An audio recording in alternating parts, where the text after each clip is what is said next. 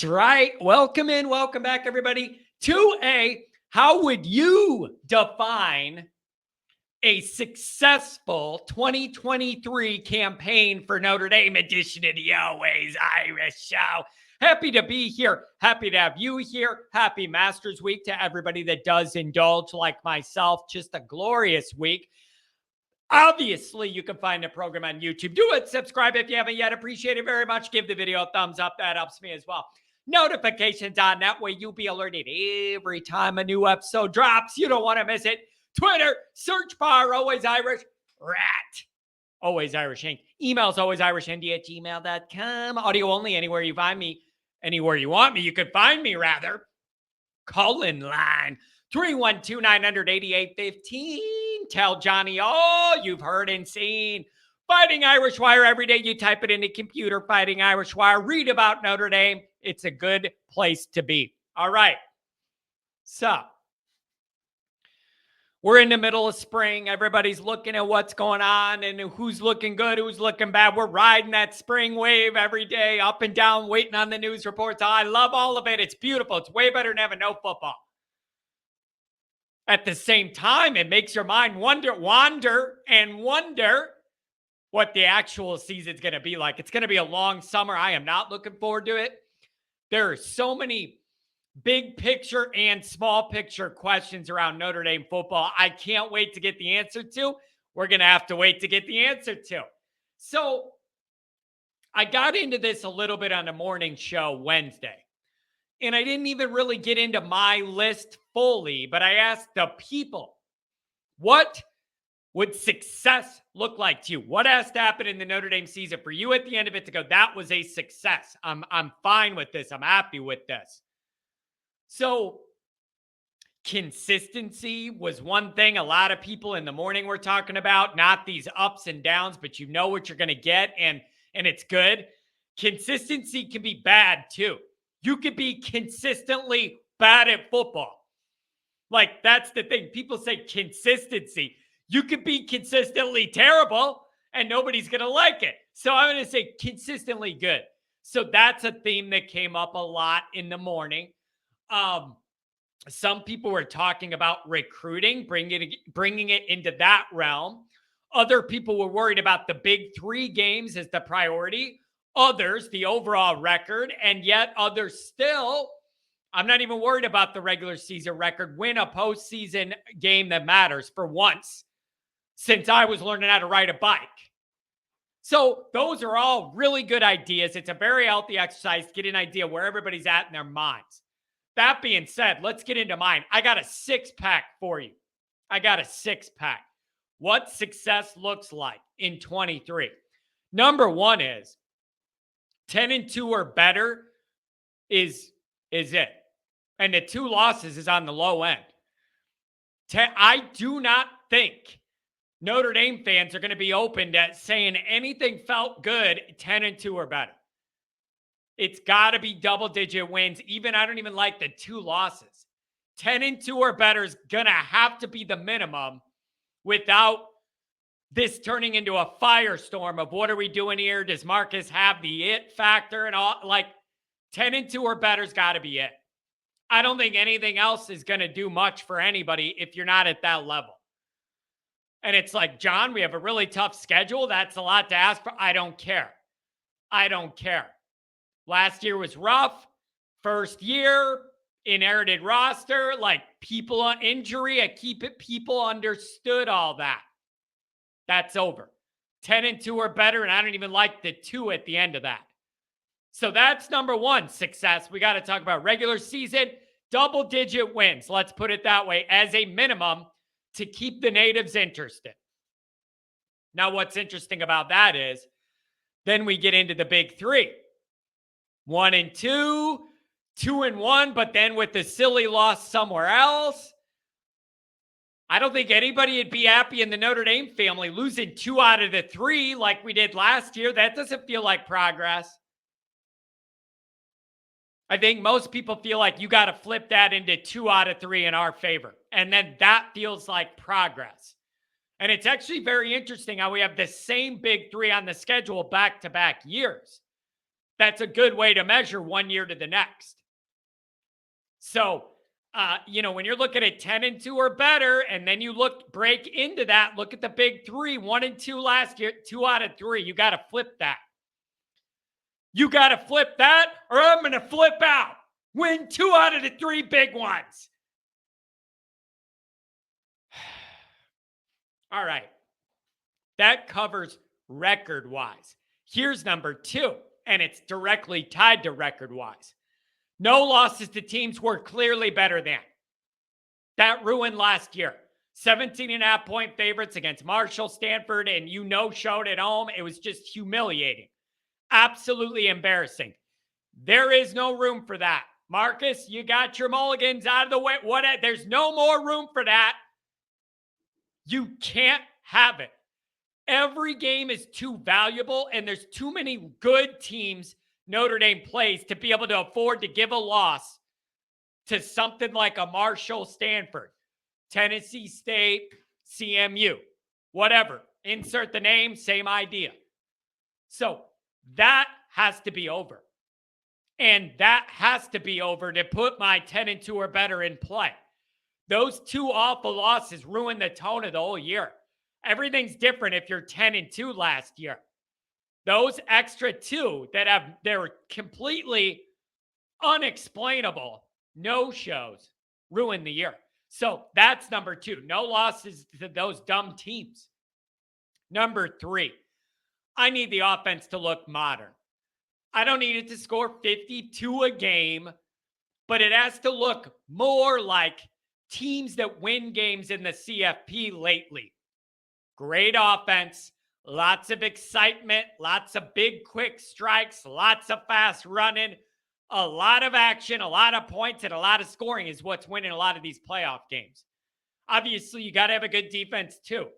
But even with teams with good defenses, a lot of points are being scored in the playoff now. All right? I'm sick of Notre Dame's offense being an absolute humiliating, embarrassing disgrace in the biggest game of every season. Okay? That needs to be over. So I'm not saying you got to score 50 a game and all. No. But you have to look the part for once. It can't just be everybody looks at our scouting report that we play and they go, we're just going to stack up and not let them run. And we know they can't throw the ball. So then that's what we're going to do. No, I need a more balanced offense that's more representative of what you see winning in the playoff games. All right? No, I don't mean never run the ball and all that. You know what I mean, though. You got to be able to have a balance of both. Number 4, I need the defense to hold steady. What I mean by that is I simply need that defense at a minimum to not be the reason we lose a game. They don't have to be 2012 allowing 9.8 points a game. They don't have to be that. But the defense in 23 can never be the reason when I get in here on a post-game show or on a call-in show after a game. The defense cannot be a reason I say we lose a game. No, there is a standard here and a culture of strong defense that's been built over many years that I do have to credit, and I'm happy to credit Kelly for building, and it has to be maintained. It's very, very hard to build that culture of being known and respected for strong defense. I need you to have that. That can't go away or drop off. No. So it doesn't have to be 9.8 points a game like 2012, because theoretically, I think our offense is going to score a lot more. So they do have a little more leeway. But they got to hold steady. They got to hold steady. They cannot be a reason I ever talk about a game we lose and blame them. Can't happen. Number 5, win a postseason game that matters. And obviously, preferably in a dream world, that means a playoff game.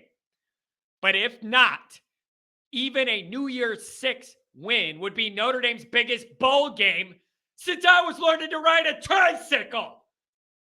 It'd be nice to be done with that. And it's like, geez, John, this is a low bar to clear, but it's a low bar, but it's our bar. Makes me want to drink at the bar. Yeah, I know it's a low bar, but it's reality. I want to be done with that. Win a New Year's Six game or better and be done with this bull stuff every year. And number 6, you got to actually land a near top 5 recruiting class. We're looking at all this stuff in this season, what it looks like. I need you to have a top 5-ish recruiting class. I'll give you 5, 6, 7, somewhere in that range. Because the issue is Freeman's got to recalibrate to make sure we don't get poached of all of our top end guys the night before signing day. I talk about this all the time. That's one of Marcus's biggest vulnerabilities right now is he recruits his ass off. These guys love Notre Dame. They commit to him.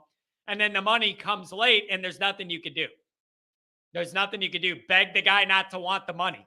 Good luck with that in this society, begging an 18-year-old to turn down millions of dollars for free. Good luck. Like, in a magical world, I get it. Don't you want to go there for school and do all the Notre Dame and look at the big money's money? Sorry, money's money. So figuring out a way to land these guys to where the top guys we get aren't just poached and we're hostages. That is Freeman's biggest recruiting challenge. How do you maintain the top guys in that class when you're not paying top dollar up front? Up front. I've had people say, John, you're way off on NIL. Notre Dame's in the top 10 in NIL money. I looked at the stats. You're wrong. No. I'm not wrong. You're either intentionally misunderstanding what's going on or you really don't get it at all. So let me educate you. Notre Dame might be top 10 in NIL money given out overall the right way. Not pay for play to get a recruit to sign with you. These are different problems. Notre Dame's doing a good job once the guys are in and then they have something going for them and then they have this opportunity. That's not the dynamic I'm talking about. We're losing literal pay to play. We'll give you money to not go to Notre Dame, but to come here. That's not Notre Dame's NIL world. So those are different. Don't mistake them. Don't do it. So those are my 6. If all 6 aren't met, it's going to be hard for me to say it was a success. Tough schedule, huge year, second year, going into the new playoff format the following year. Year 3 historically is where a lot of Notre Dame coaches do great things. Like this in-between pivot year is a big one. So let's recap my 6 things, what success looks like. Double-digit wins are required to even have any of this discussion. Double-digit wins. No losses to teams where you're clearly better than. The offense looks more modern, more like what you see playoff teams doing that win those games. I got to be careful about that. Notre Dame's been a playoff team too. You can't just use that as a bar as what's good enough because nothing we've done in the playoff has even been close to competitive. Offense looked more modern. Number 4, defense holds steady. You don't need to be 9.8 average a game, but you got to hold your own. Number 5, win a postseason game that moves the needle. And number 6, Marcus has got to figure out a way to avoid being a hostage with the top end of our recruiting classes to get any of this going where it needs to be. This team and the vibe around it looks a lot different with Dante Moore, Bowen as a starter at safety where we need help, and Keon Keeley playing right away at D-line where we need help. That's it. That's it.